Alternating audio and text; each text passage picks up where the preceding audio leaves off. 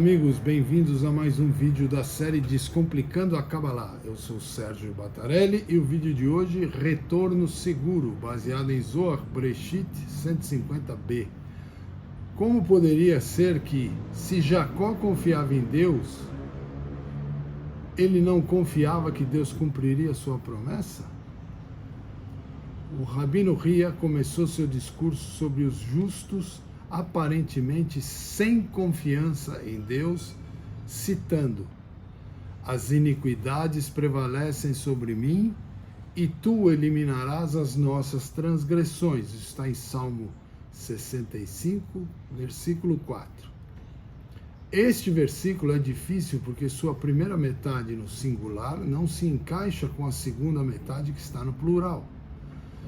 Mas o rei Davi pediu perdão primeiro para si mesmo, para capacitá-lo a orar como uma pessoa justa em nome de todos os outros em Israel. Iniquidades prevalecem contra mim. Significa, os pecados dos outros superam os meus. Davi disse: sei que eu mesmo pequei, mas quantos ímpios no mundo têm pecados mais graves do que os meus? Então eu poderia ser considerado justo, pelo menos comparado a eles, e portanto digno de minhas orações fossem aceitas, ou de minhas orações serem aceitas. Por esta razão eu peço primeiro por mim e depois também por eles. Nossas transgressões você deve expurgar. Então venha e veja outra maneira de interpretar este versículo. Quando as transpressões, não é transgressões, é transpressões, aumentam no mundo, elas se elevam até aquele lugar, a Câmara de Gvurá, onde os livros dos ímpios estão abertos para julgamento sobre eles, como está escrito: os juízes sentam-se e os livros estão abertos. Daniel capítulo 7, versículo 10.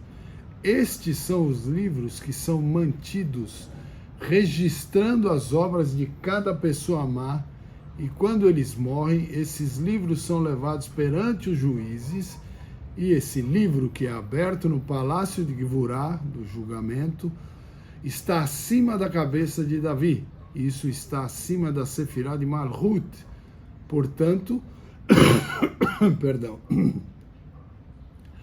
Davi diz: iniquidades prevalecem sobre mim. Isto é, eles subiram para a Câmara de Gvurá, que está acima do seu atributo de Malhut.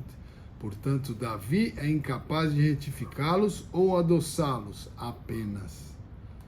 Purgará as nossas transgressões, pois você é o santo abençoado, seja aquele que age através do atributo de Hesed, que está acima do atributo de Gvurá. Só lembrando, Hesed é bondade, Gvurá é julgamento. Para purificá-los e purificá-los com as águas de sua bondade. Jacó, da mesma forma, confiava nisso, que Deus perdoaria seus pecados, e portanto Jacó não tinha fé na promessa de Deus para ele, que ele iria protegê-lo. Não diga que ele não confiava em Deus, não é isso, ele confiava em Deus, não é assim. Ele simplesmente não acreditava nele mesmo, em Jacó, que ele era digno de proteção celestial. Jacó não acreditava que ele merecia a proteção celestial. E ele estava com medo de que ele pudesse pecar e que o pecado iria remover a salvaguarda dele e, como resultado, iria impedi-lo de voltar para casa em paz. Portanto, ele não confiava em si mesmo.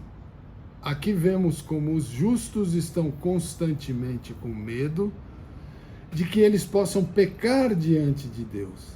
E Havaia será para mim Eloquim.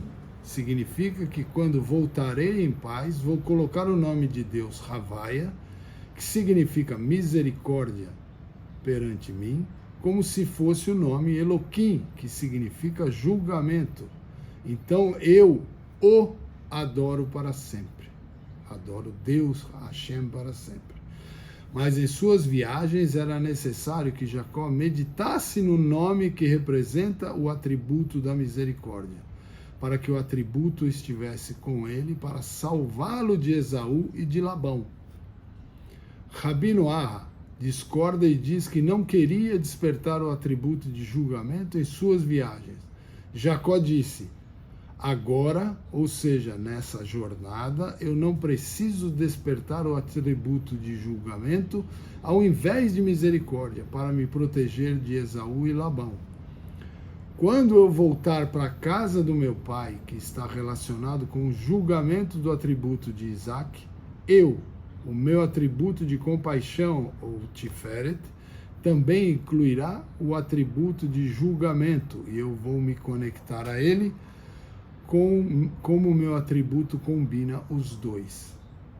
O Rabino Yossi disse: não é assim que nas viagens de Jacó ele não queria despertar o atributo de julgamento.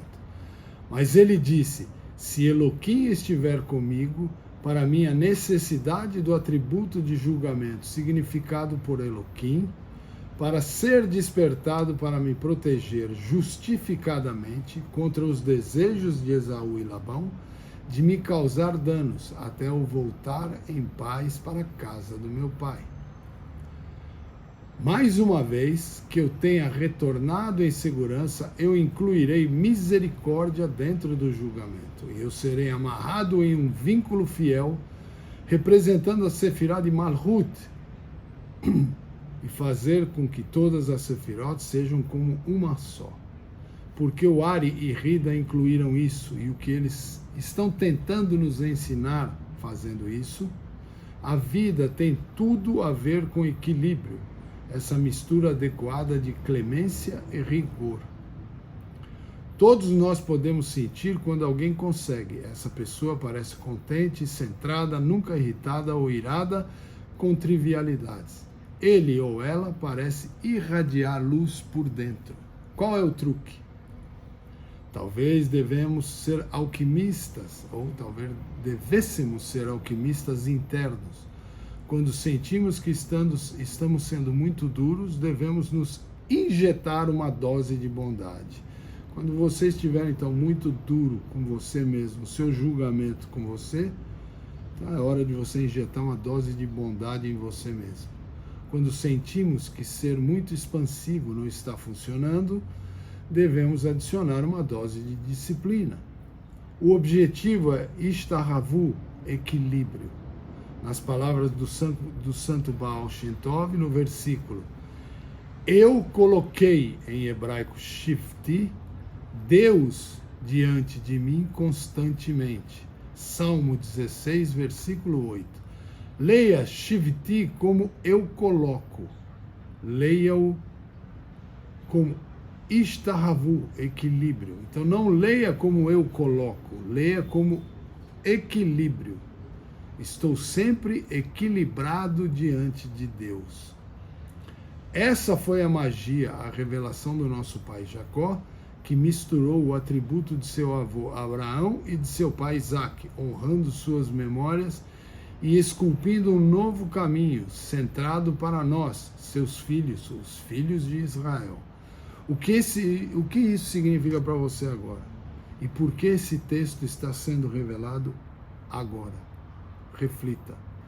Vou ficando por aqui. Um grande abraço, fiquem com Deus, até o próximo vídeo.